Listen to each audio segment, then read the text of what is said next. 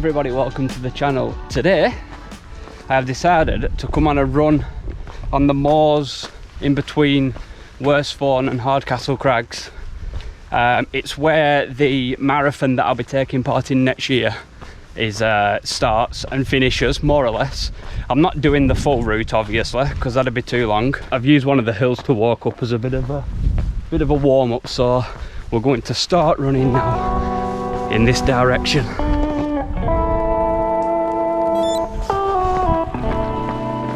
So I've just started running. I reckon I'm going to get very wet and muddy today. I learned a trick that I didn't know about to dry my shoes quicker. Is to get some newspaper, crush it up into balls and shove it in your shoes, and they dry really quickly. Well, in comparison to not having the newspaper in anyway. So this that I'm running now is one of the hills that I was about to run up last time to a place called the Big Rocks on another video of this, but it was so windy I had to go a different way that weren't as high up. Today the wind's nowhere near as strong, so we are heading this way.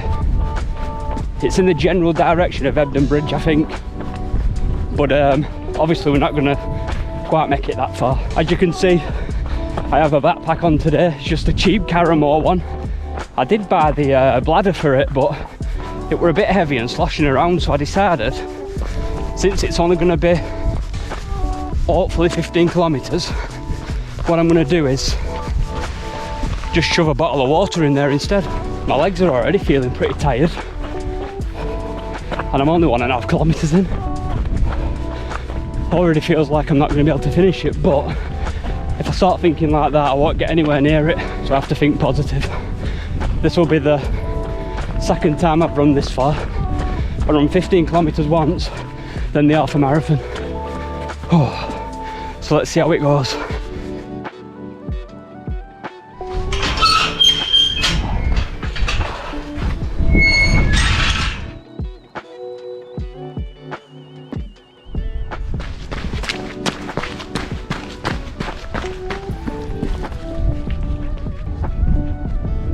That over there, that's what we call the Big Rocks.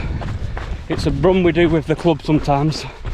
I've only done it once with them though, in the short time I've been running with them, but it were a good run. Mostly uphill until you get to these big rocks, and then we turn back and go back, and it's usually about 10k. But I'm going to carry on this time and see how far I can get, but not before we have a quick look at the big rocks. So these are the big rocks that I'm talking about. This is where we usually turn back, but I'm going to head down that way, follow that sign, see if I can go all the way around and back down here. Maybe. We shall see. I say that just in case I decide to give up and go back. But anyway, we're about 3 kilometres in, that's all.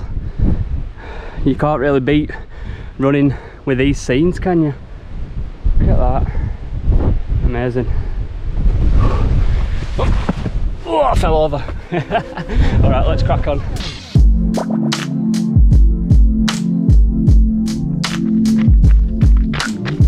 As usual, and this is becoming a bit of a habit on these runs, I don't really know where I'm going, but I don't have a map up on my watch this time. I'm just kind of running, but I did look on Strava and plan the route before I came, so I've got some sort of idea that it kind of loops round this trail, hopefully, as long as I go the right way, because otherwise I'll end up doing the marathon route and not trailing back on myself. Whoa, this is a bit rocky. So yeah, we've got to make sure we go the correct way. I probably should have the map on my watch really, that'd make it a lot easier.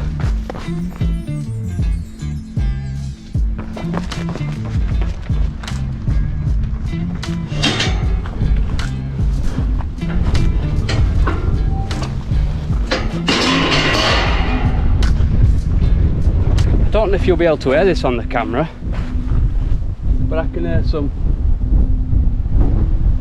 It must be the wind blowing through the valley or something. Can you hear that?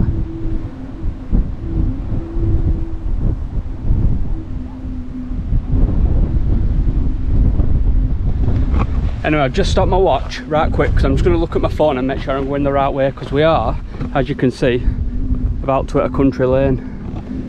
So I'm just gonna have a quick look at my watch and figure out which way I'm going from here.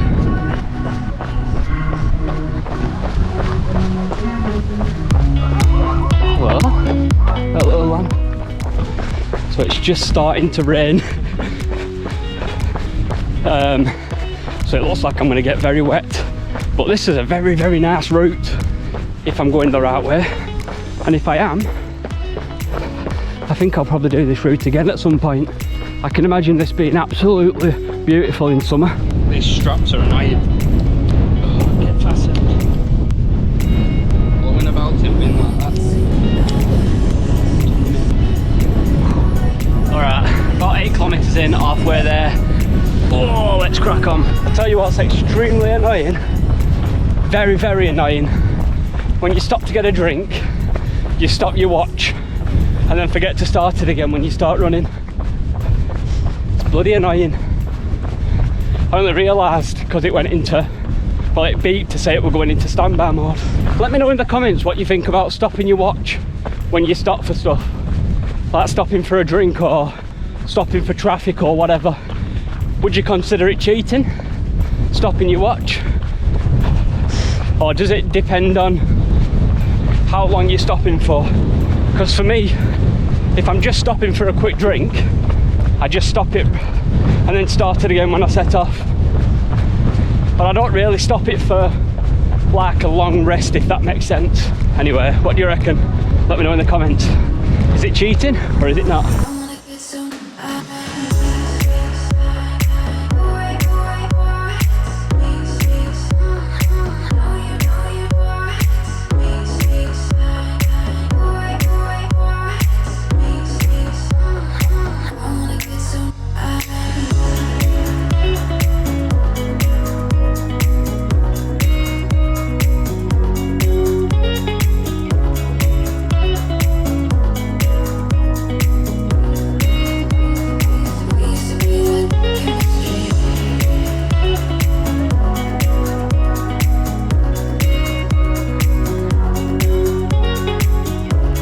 Car now.